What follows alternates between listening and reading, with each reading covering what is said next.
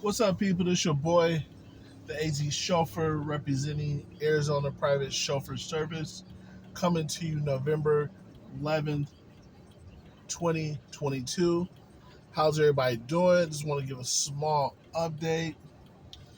So, as you know, originally, I wanted my flagship automobiles to be Mercedes Benz, either E or S class coming out the gate. But due to further research, because I was going to get a late model Mercedes E or S class between the years of 2012 and 2015. And I'm not seeing very good positive reviews on these said vehicles. Even though Mercedes is supposed to be a top brand luxury manufacturer. And let me pause for a second. I am not a business consultant, tax lawyer, or anything like that. So what I'm doing is giving you advice through my experience and the things I've done to start my transportation business. So use this to whatever you need it for. Always do your own research. But I'll get back at hand what I was talking about. All right, right now I am doing Lyft hustling, so that's what you guys are seeing. I'm on my way right now back down to Tempe. Probably head out to Phoenix Airport, probably for a minute or two. So basically, that's what I'm going to do. I'm going to just ride through, try to make it over to the airport, try to make up airport rides.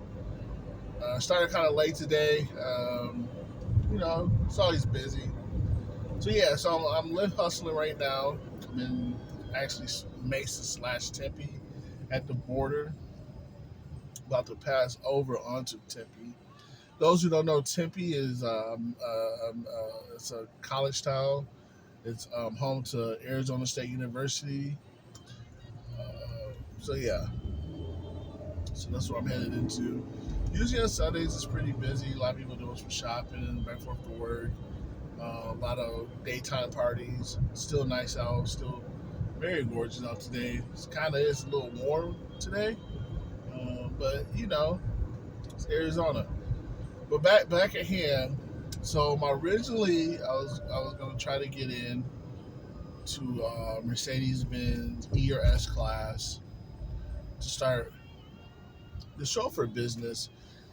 But as I'm looking up the cost of ownership, and I think a lot of people starting off businesses, especially transportation businesses, they don't look at the full picture of owning a vehicle. It's just not the monthly payments or you paying it out cash. You got to talk about your insurance, your maintenance, your major repairs, insurance, gas. I mean, are the cars good on gas? Are you how many miles per gallon are you gonna get with these cars? So that basically boils down to your cost of ownership. And I don't know why Mercedes Benz. Also, too, I look at the resale value of some of these cars. You can, a brand new, say like S class, is well over 100K. Almost, they go all the way up to about 2.5 to 3, I believe. I don't know, it depends which one you get. Since you get the Maybach or whatnot, but they're not cheap. But if you wait like 5 to 6 years, you can get yourself like between 40 and 80 grand. This depends on the miles. So they don't hold their resale value that well. So as you look more into why that is, it basically boils down to maintenance. I gotta admit it, I mean, the Mercedes S Class is probably one of the most, next to a Bentley or a Rolls Royce, they're probably some of the most technical advanced vehicles on the road. A lot of new tech, before it hits other manufacturers, other cars, Mercedes has like 5 years before them. So their cars are usually 5 to 10 years ahead of most other manufacturers, which is good, but it causes a problem in repair, in maintenance. So you're gonna pay an arm and a leg for maintenance repairs on late model Mercedes Benz. Now, if I had the capital and the resources and to go out and buy brand new, at least a 2020 or the most current year within 2 years, I definitely would go Mercedes Benz because you're still gonna be usually under that warranty and all that good stuff. In your cost of ownership probably wouldn't be. It's not gonna be as much as going late model because with all the technology, how they have everything put together, over time it will fail. Just because everything's so compact, vibrations, just wear and tear. So the maintenance on late model Mercedes, BMWs, Audis, all these expensive, beautiful cars are going to cost you. So you have to factor that into your business. In starting off, I feel like as a business, you want to save as much as you can. It doesn't make sense to dwell out these extra thousands of dollars just so I can say I drove you around in the Benz. There's other luxury cars. I'm not saying it's a S550 or S class or even an E class, but they come darn close. I mean, most rides are no more than 30 minutes to an hour. It's not like you're living in this car as you ride and take these people around. As long as it's a nice, comfortable, suitable ride, I think that's fine starting off. And then those who do want the premium package, like the S Class, the 7 Series, and all the Audi 8, what else? There's some more different ones out there, and even the Bentleys and the Rolls Royces. That's why companies charge what they charge for.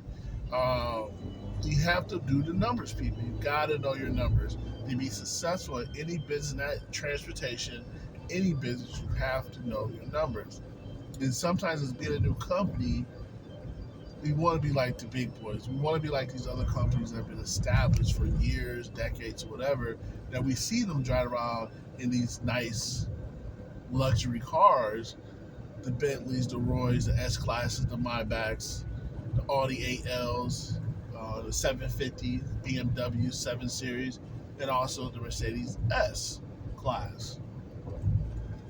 You know, so once you kind of just take a deep breath, meditate, or whatever you need to do, just relax. Your time will come to have those cars. Right now, your biggest concern or your biggest object to overcome is your business credit. Because what you want to be able to do is you want to be able to go to a fleet financing company. Like, hey, I need 5 Maybachs. I need 5 S Class. I need 5 7 Series or whatever kind of car you want to provide to your clients or what the demand is. Then you can do that. But off the rip, if you don't have money or capital to get into these vehicles, don't do it at the beginning, people. Save your money, save you headaches, because those cars, late model luxury cars, are expensive to keep running. So I'm not going to fall into that trap. So what I did is I Googled, like everything else in life, because Google is what? Our best friend. And I typed in, I think I did like cost of ownership, late model luxury cars, something to that degree. And I read a couple good articles. In every list that I read, and I read, I think, like 10 lists, Mercedes-Benz cost of ownership has always been at the bottom. Next to BMWs, I think all these were a little bit higher, all the same group. So a lot of the German cars, which most of all the companies, transport companies strive to drive, are expensive. Especially late model. I'm not talking about the brand new stuff. Okay, I'm talking about late models, like at least one to two generations under the current generation. That's what I'm talking about. The cost of ownership will kill you, especially if you don't have a mechanic to go with you when you buy these cars or get these cars, because you can't rely on the salesperson unless you have developed a relationship with them. So I wouldn't try to develop a relationship on a $8,000 car purchase or $50,000 car purchase. No, no, let's work up to that. Let's work up to that. So moving forward, um, so on that list, in all the lists that I looked at the top, low cost maintenance vehicles, luxury are was Tesla. All the Tesla brands were low maintenance just because they're electric, so you don't have all the moving parts as an ICE has. So that's why that is. But you're gonna pay that premium. But the cost, your yearly cost of maintenance and cost of running that vehicle is going to be the cheapest according to these documentations. Um, Lexus was up there high in the top five. Um, yeah, a lot of Lexus brands, and I mean, of course, I mean they're owned by Toyota, so that's no brainer. So I'm going with the Lincoln. Lincoln was high up there, low cost of ownership, and also the Volvo as well. So what I'm doing is I'm basically going to switch to Volvo, which is sweet made, Ford/Lincoln, yeah, and Lexus. Those are going to be our top brands starting off that we're going to offer uh, for our rides, and then eventually, do I want to get an S class? Yeah, of course. For those very very special occasions, and also too, we move up to the S class, you can charge a better premium. You're not going to drive it as much, so you're not going to put a lot of wear and tear. And start off, my very first car, I'm going to put a lot of miles on wear and tear. So I need to find a car. Most I need a luxury car in a luxury Ram that is not going to cost me an arm and a leg to keep on the road, because I will be driving it a lot. Because not only will it be for my prearranged rides through Arizona private chauffeur service, I'll also be using it on the Lyft and Uber platform as well. So I had to put that into account as well. This car is going to be driven a lot. So I need something that I can maintain, keep on the road at a more affordable price than the Mercedes Benz E or S Class vehicle I was going to get. And there's no shade to Mercedes at all. It just is what it is. It's black and white. It's on paper. So do your own research, people. But the research I've done has led me to this conclusion. And also, was so weird. The CFO/CEO of this company, Tanisha, when I first was telling about this idea of going Mercedes Benz, she told me no. She said she didn't think that would be a good idea. She said, find something local, as in domestic. So, like, trying to, like, oh, no, we're going to do it this way. But I really did my research. I'll come to the conclusion we're going to be a Ford/Lincoln/Volvo/Lexus. These are vehicles we're going to start with. And one of the reasons why I like Lincoln and Ford is because other things that I would want to do with this brand, besides providing the private chauffeur, I do want to get into the tour renting cars, and also I want to get into the overlanding vehicle rentals as well, which living here in Arizona is becoming very popular. And the Bronco is a new kid on the block. That's like the direct competition to the Wrangler. And one of the top tour vehicles out here in the Phoenix area is a Wrangler. And everybody likes the Bronco. It's really popular. They like both the full-size Bronco and the small Bronco. So Ford slash Lincoln, they make a lot of products that I'm going to need in the near future once I start to bring different products and services to American Private Chauffeur Service.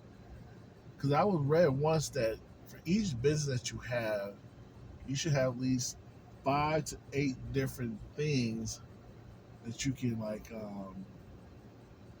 run under that brand that will bring in money.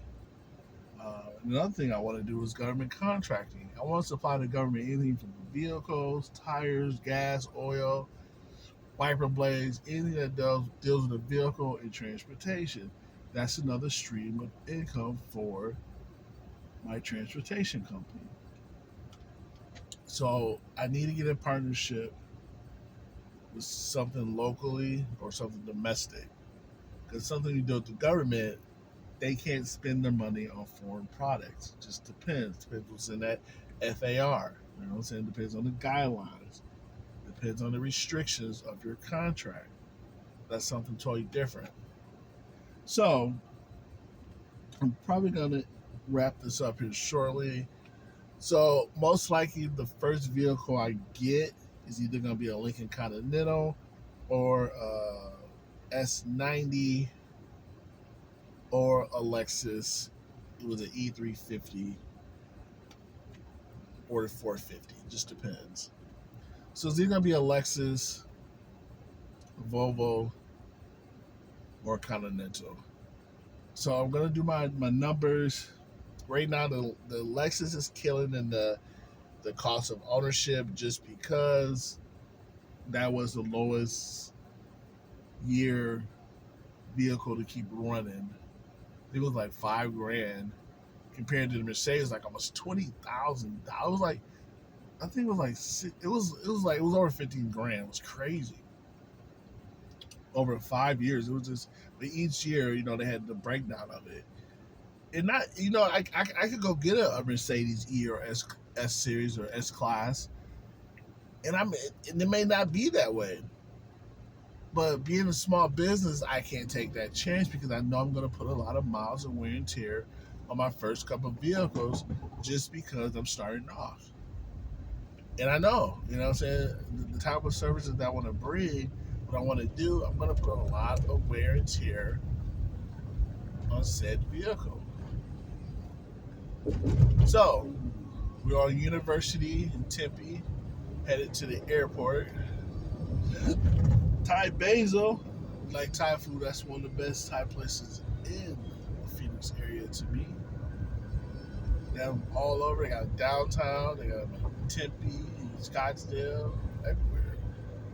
They got like 2 or 3 in Tempe within like a half a mile or something. It's crazy. But anyways, another thing, if you guys like steaks, Steak 44 is the best steakhouse in Arizona and possibly the whole country. A little pricey, but check it out. It's having a good time.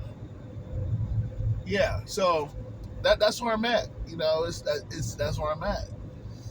And it wasn't really a hard decision because once you start to think like you should think as a business, you have to take your emotions out. You got to take like your feelings. Oh man, I want that 550, man. I'm gonna be banging. Yeah, you're gonna be banging in your pocket when I'm gonna break down. And you gotta come off $3,000 to do an oil change or whatever. I don't know if it costs that much, but brake jobs, you know what I'm saying? And I'm not a mechanic, and I ain't about to become a mechanic. So so we'd be good. Most likely, we're gonna probably end up with the Lincoln Continental or the Volvo S90 or the Lexus 350. But it will be a luxury type vehicle, but it will not be a European luxury vehicle because right now where my business is at, I don't want all my profit to go into keeping things running. because they are expensive to run. I'm only talking about late model, 1 to 2 generations under the current generation. That's what I'm talking about. I'm not talking about if I had the capital or the funds to go get a 2022 E-Class, shit, even a C-Class, I'm there. You know what I'm saying? Because I got to worry about it because it's under warranty, blah, blah, blah. I will get the extended warranty, blah, blah, blah. And go from there. You know, but nah. No, not going to do it. Numbers don't lie, and I'm sticking to the numbers. And I could go get one and maybe fine. Or I go get one and the first day it cost me $5,000. I can't afford, or nor do I want to put on that headache of ownership at the beginning. And not saying I could get the Lexus, the Volvo, or the Lincoln or /Ford. Yeah, I can drive the Lightning. I got a bill too. But the thing about it, it's not going to be as expensive as the Europeans. You know,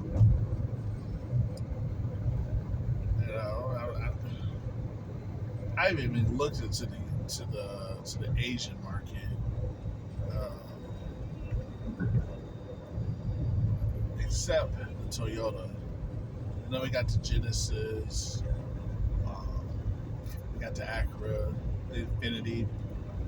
I was looking at the Infiniti QX60, but I met this guy who owns a dealership. Let me let this truck pass, it's kind of loud. Which owns a dealership, and he told me stay away from Nissans and Infinitis because I guess they're not really reliable. So, I guess he's bought quite a few of them, and he's always had problems with them. So I'd rather take the word of somebody who actually bought quite a few of these vehicles.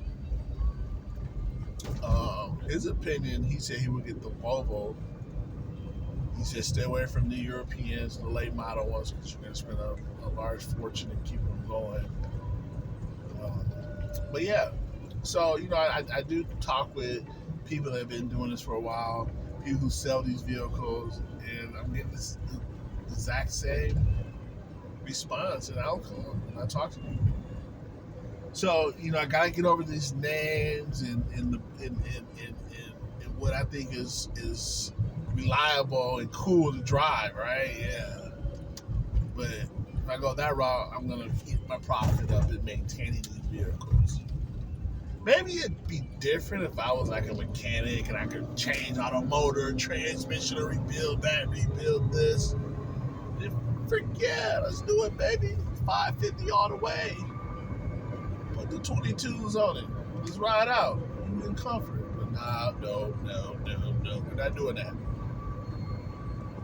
So hopefully in 2 to 3 years, when we're making this, making that, we got our business credit there, go to these fleet finance companies, then we'll go that route. But until then, I gotta do this the right way. Go from there. So I do appreciate your time. Thank you for listening. We're almost at the airport holding lot. As you can see, we're on it's like a service route. Now that you can see the airport is towards the left. It's a parking garage. The tower is nice and sunny today. Very beautiful. No, we don't want to go to Sky Harbor yet. See the sign right here? Sky Harbor. Sky Harbor to the right. Oh, there's the Sky trains. See them up there? Yeah. Talking about people that's coming to Arizona for the Super Bowl, call me. 480-757-1030. And let us be your personal driver for that week or weekend, wherever you come in. Get on the books now, because things are starting to rev up. I know as soon as I go live, it's going to book up quick. Join my VIP list. Go to the website, ArizonaPrivateChauffeurService.com, or send me an email, jesse.collins@ Amazon private chauffeur service.com. Sorry for the long name. All right. Almost there, people. Almost there. Join all my social media, from YouTube to Twitter to Instagram to TikTok. TikTok. Everybody loves TikTok. Almost there. And just, just keep us in mind for the locals and those people come from out of the state. Hit us up. We're coming. Just take a little step back. You know what I'm saying? We try to bring the best product and service to our customers. But at the same time, we want to make sure we provide a service to us as well. Something's gonna make us some money. Not just throw it all the way into maintenance because I'm in a 550. Nah, I'm not doing all that. You can do that, but I'm not doing that.